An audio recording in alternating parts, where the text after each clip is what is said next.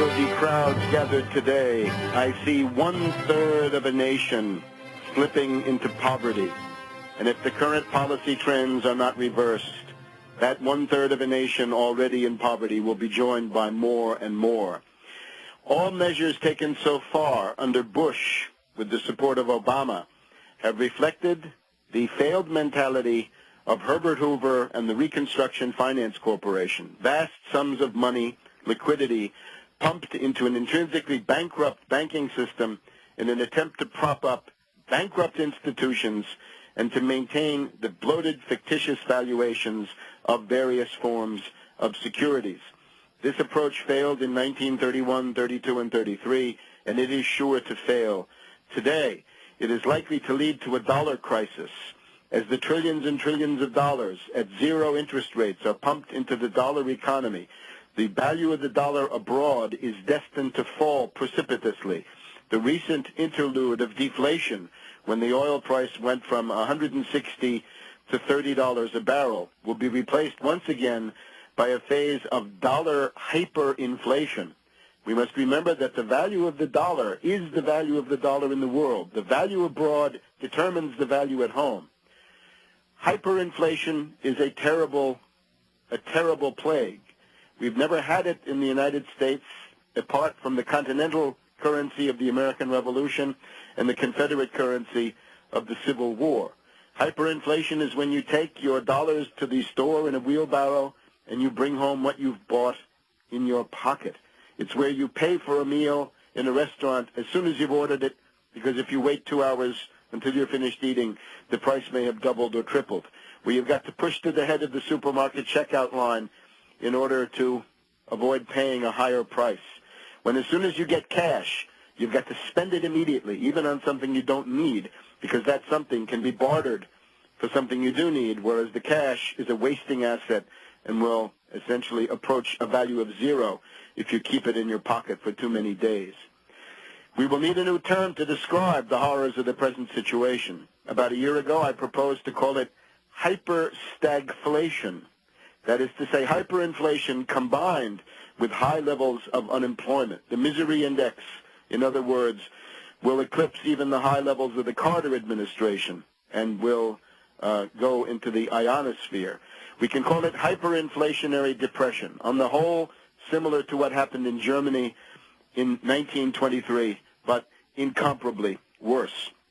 There are two immediate issues that must now be addressed in the name of economic recovery. The first is the ill-advised troubled asset relief program, which was extorted from the Congress under threats and hysteria, including threats of martial law in September and October of 2008.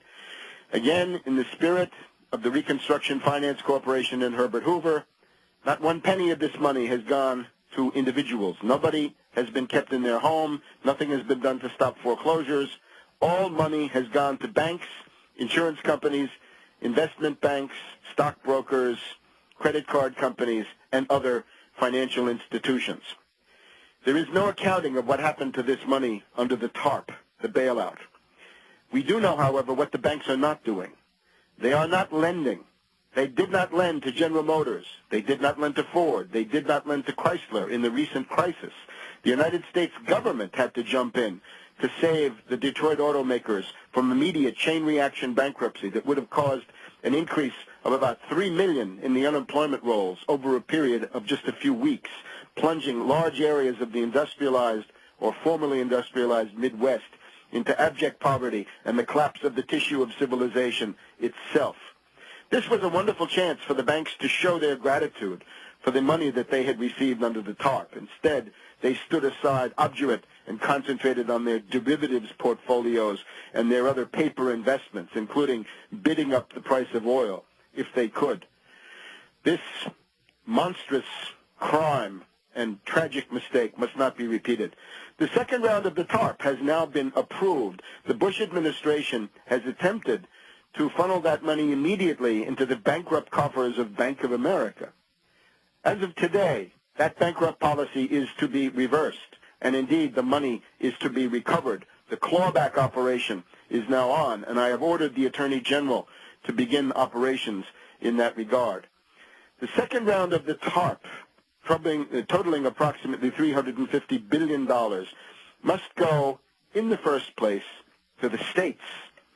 Every state is facing a budget crisis. Here we're talking about the presuppositions of civilization itself. The police department, the fire department, public education, libraries, hospitals, schools, universities, and other absolutely vital services, including Medicaid, which is the only way that poor people can get medical care in this country other than by going to an emergency room. Therefore, the second round of the TARP is hereby commandeered, and it will be sent to the states. The state of California starts with a $60 billion budget deficit, and the other states are not far behind. Concerning the banks, what should be done with them? It is a general rule of competent accounting that when a bank has between 10 and 12% of non-performing assets, that bank is bankrupt. According to my best estimate, J.P. Morgan Chase, Citibank, Bank of America, Bank of New York Mellon, and several other money center financial institutions now fulfill the prima facie technical definition of bankruptcy. I am now ousting Sheila Bair as the head of the Federal Deposit Insurance Corporation. She will now be investigated for her role in seizing Washington Mutual, presumably as a means of propping up the even more bankrupt J.P. Morgan. The successor of Sheila Bair at the Federal Deposit Insurance Corporation, joined by the controller of the currency, the new head of the Securities and Exchange Commission, the Commodity Futures Trading Commission, and the Presidential Working Group on Financial Markets, known to some of you as the PPT, or Plunge Protection Team.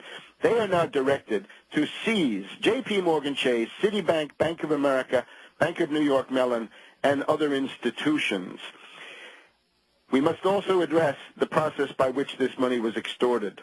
I call your attention to a meeting in September at the offices of the New York Federal Reserve Bank, attended by Henry Paulson, Ben Bernanke, Geithner, Diamond of J.P. Morgan Chase, Blankfein of Goldman Sachs, Thain of Merrill Lynch, Mack of Morgan Stanley, Pandit of Citibank, and other bankers. Here we have a prima facie conspiracy to defraud the United States of America. I'm directing the Attorney General to begin criminal proceedings against these individuals and others unknown at this time, but that may become known in the process of the survey. Beyond the troubled asset recovery program, we must now start an economic recovery program. Proposals for this, currently circulating in the Congress, now go up to $850 billion.